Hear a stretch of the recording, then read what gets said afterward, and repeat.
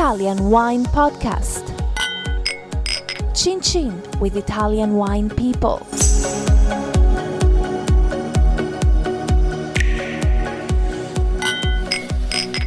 This podcast is brought to you by Native Grape Odyssey.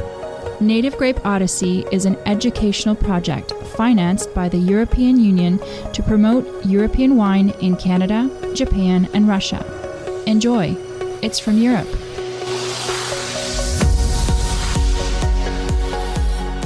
Welcome to another special episode of the Italian Wine Podcast. My name is Monty Walden, and today we are hosting once again Professor Attilio Scienza. Attilio is a famous vine genetics scholar, and he serves as the chief scientist of the Vinitaly International Academy. Today's show is dedicated to two iconic wines from Piemonte. No prizes for guessing what they are, of course, Barolo and Barbaresco, both of which come from the same indigenous grape variety, Nebbiolo. Welcome, Professor Scienza. Good morning to the listeners of the Italian Wine Podcast. Good morning, Monty.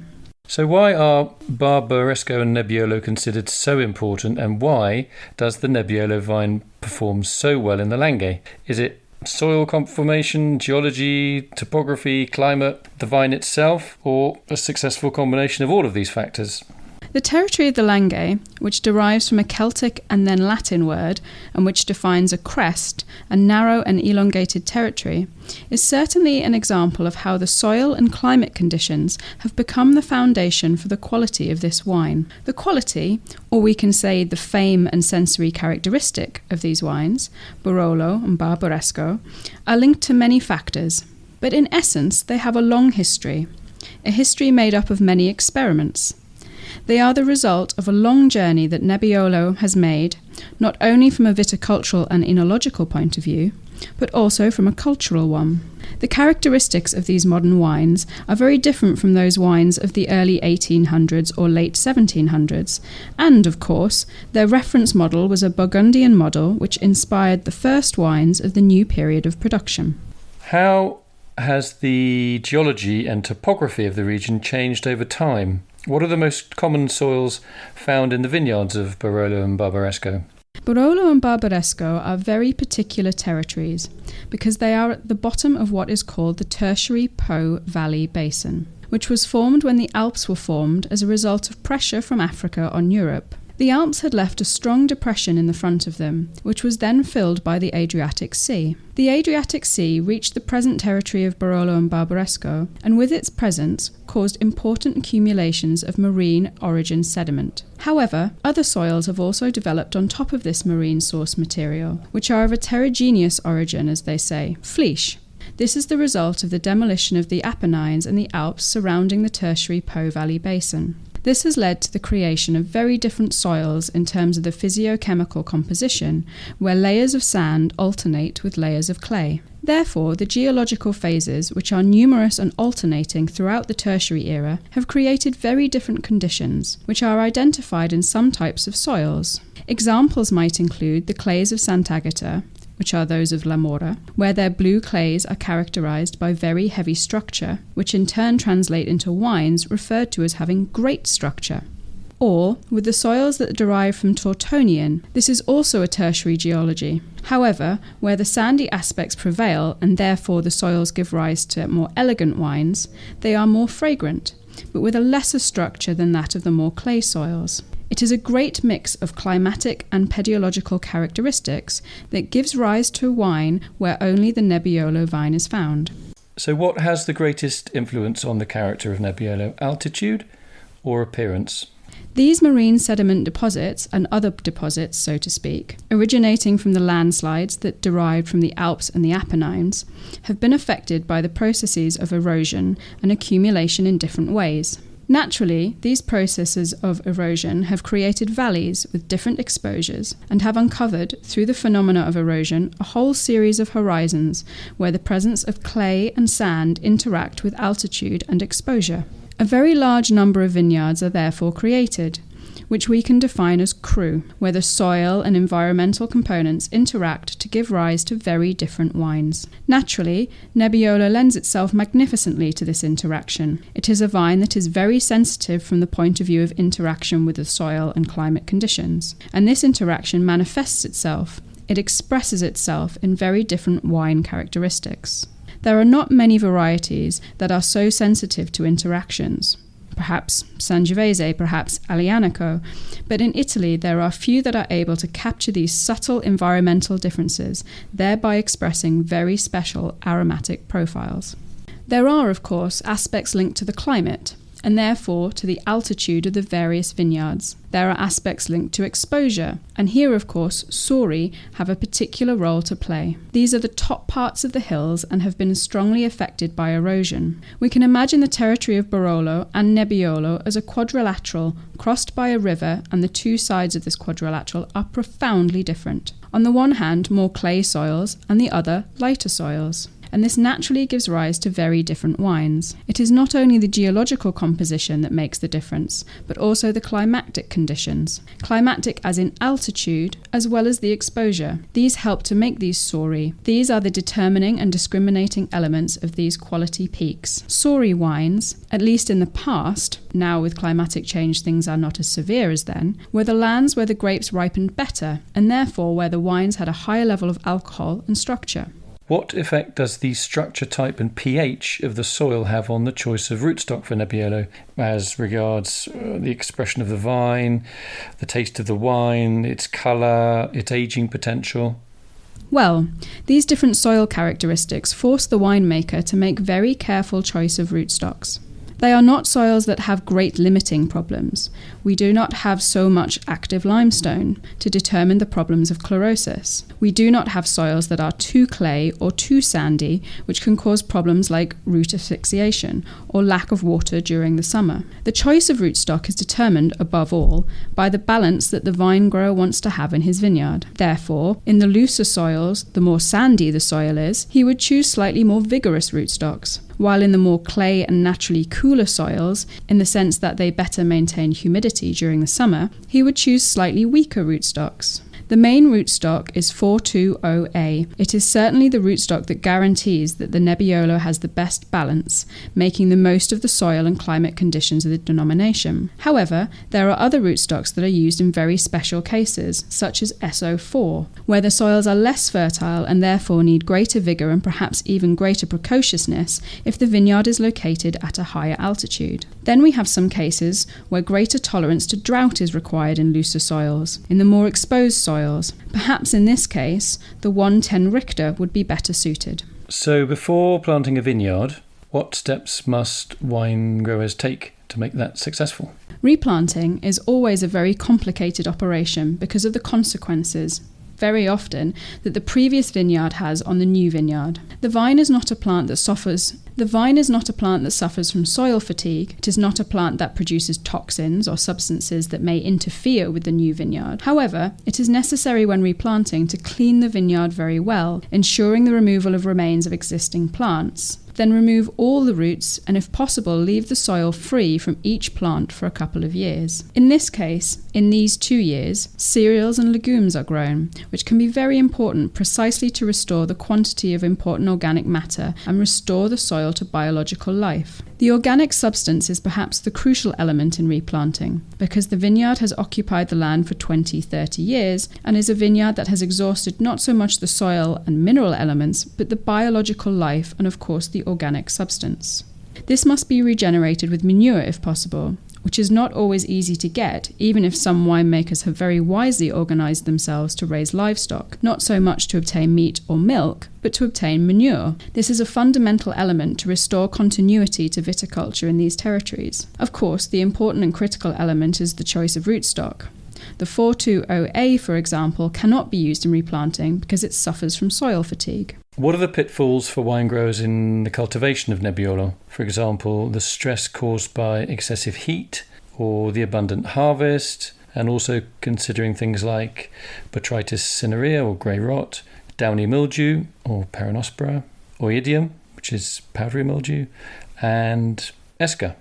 Well, Nebbiolo is a fairly rustic grape variety from the point of view of its response to climate change and to fungal adversities. It is a vine, however, which must be treated in a special way to ensure that the grapes ripen regularly. In the meantime, the bunch must never be removed excessively to prevent radiation from causing injury, or burn damage due to excessive sunlight. Therefore, Nebbiolo is grown with a large crown, which is also the basis for a very high production of sugars, given the need for this vine to be rich in sugars, as well as to have an alcoholic wine that can be preserved during aging. The other important thing is to avoid an excess of vegetation, because this could be conducive to the development of botrytis during the period of maturation during the autumn. And here, fertilization plays a crucial role. Therefore, we must be very careful about fertilization, which must be balanced, but must not cause forcing. This is not only negative for the quality of the product, and therefore the intrinsic quality of the wine, but also for the sensitivity that the plant can have in the face of diseases. It is a vine that is quite sensitive to powdery mildew,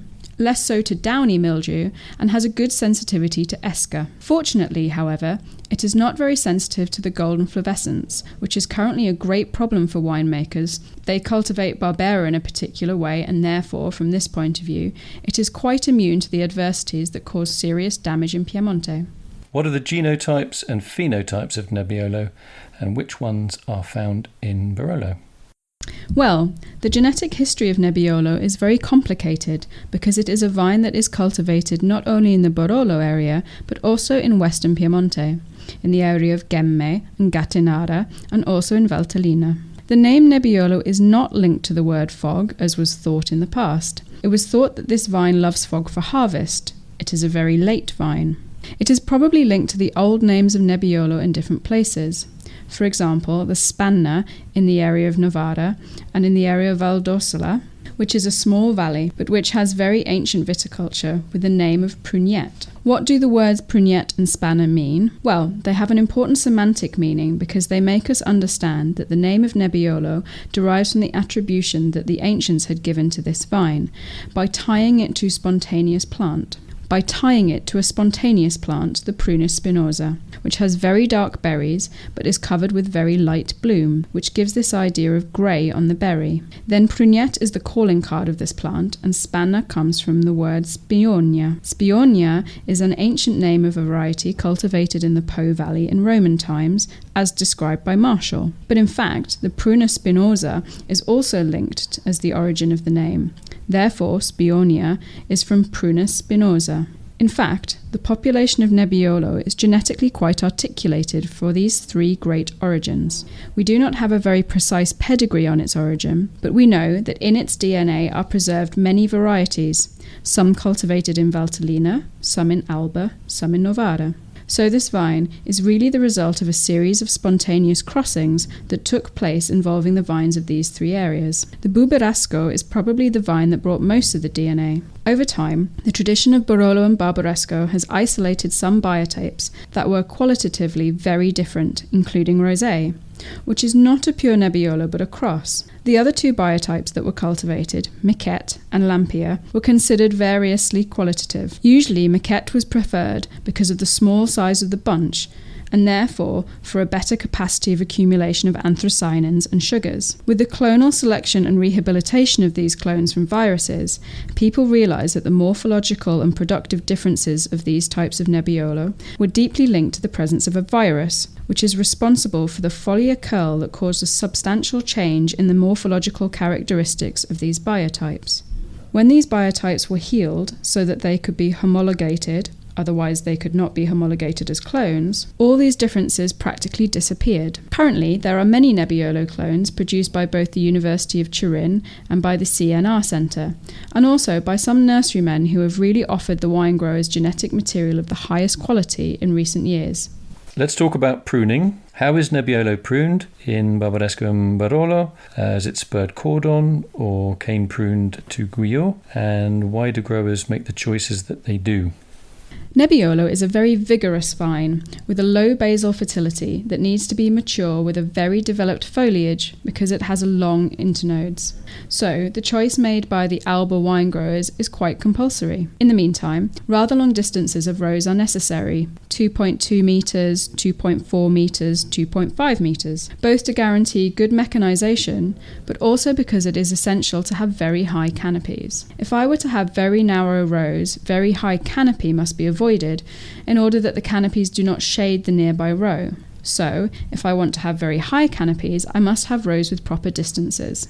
The second thing is related to the fertility of the buds, being a vine with distal fertility. I would not be able to adopt a spur pruning cordon, but would adopt guyot pruning with a fairly important distance between the rows, not below 90 centimetres or a metre. Because, as I have said, having very long vine internodes, if I had to keep them at 7 to 8 internodes, I must have important distances between plants. It is a vine that normally produces many females, which also needs very special management of the foliage to ensure a balanced development of the leaves throughout the period of maturation. So I have to develop some females very early so that these guarantee a good supply of sugar to me after veraison. But I have to avoid a whole series of selvages that could eliminate these very active leaves. To do this, many wine growers of Alba do not grapple but wrap the apical parts of the canopy and the females along the last thread in order to create a kind of capanna, or hut as it is called, to avoid the loss of canopy in the final parts of maturation, being that the Nebbiolo is a vine that ripens very late. More and more wine growers in these areas are embracing organic or even biodynamic practices. Is Nebbiolo an easy grape for organics? And if not, what are the pitfalls? It is a fairly easy grape in the sense that it has good tolerance to downy mildew and therefore it acts better with copper without having any side effect. It is more sensitive to powdery mildew, but here the possibility of using sulphur allows the organic option to proceed without problems. As for the insects, they can be used as tools, let's say, very modern sexual dissuaders for the moth above all, so there is no need to fight pests with synthetic products. As far as botrytis is concerned, the best thing is prevention, which is adopted through balanced vigour in the plants and with flaking near the bunch only at the end of the ripening period, to allow the branches to have aeration and not to have an accumulation of humidity, which could be conducive to the development of botrytis. Naturally, organic wine growing requires sub-line processing, and this is perhaps the most expensive and longest operation. It does not allow the use of herbicides, and even the fertilisation must be done with organic products and not synthetic products. Okay, Professori, this is the $64 million question. Can we get you to say if you prefer Barolo or Barbaresco? No, but it's almost a mandatory question at this point. As always, it is very difficult to give you an answer to this because the articulation of the qualitative offer within Barolo and Barbaresco, even if less in the latter case, is such that the choice is not between either Barolo or Barbaresco, but on which Barolo, which Barbaresco. And here are, I must say, the two great schools of thought. Those who produce a traditional Barolo using only old wood, thus producing wines that are quite tannic, but long-aged, structured, or this new Barolo's boys trend, which instead uses barrique and large barrel. Here, two completely different wines are born. Those with the use of barrique are softer, perhaps closer to an international taste, almost to a Burgundian taste. But of course, the choice of these wines depends a little on the market. Barbaresco, on the other hand, is a slightly more traditional wine, even if, as the unanimous opinions say, it is slightly more feminine as a wine. Also, because of being produced on Tortonian soils, these are light soils, they are sandier soils, and therefore Nebbiolo is much gentler from a compositional point of view and gives softer, more perfumed, and I would even say easier to drink wines. If I may express my opinion, I prefer the Barolo that come from La Mora, the Barolo of the more clay areas, that come from the areas a bit higher than the Barolo of lower altitudes, but vinified in a traditional way, where the interaction between tradition and innovation allows for wines of great elegance but also great power. Okay, Professori, what are your thoughts on food and wine matching with Barolo and Barbaresco? Well, Piemontese cuisine offers such a range of foods you would be spoilt for choice. Of course, there are wines that are not very suitable for aperitivos, appetizers or first courses, except perhaps with first courses where the foundation provided by the sauce is created with roast meat. These wines are for meat dishes, such as stews of game like hare or pheasant. Maybe a Barolo would be ideal for jugged hare, as it is made in the area, and Barbaresco would be better for a pheasant or feathered game. Okay, I want to thank Professor Attilio Scienza for talking in depth about two iconic Piemontese wines and their fantastic grape Nebbiolo. Thank you very much again, and we hope to host you again soon to continue to learn more and more about Italian wine. Thank you very much, Professor. It's been brilliant. Thank you. Thanks to you all, and of course, goodbye until our next meeting. Have a nice day. This podcast has been brought to you by Native Grape Odyssey, discovering the true essence of high-quality wine from Europe. Find out more on nativegrapeodyssey.eu. Enjoy. It's from Europe. Follow Italian Wine Podcast on Facebook and Instagram.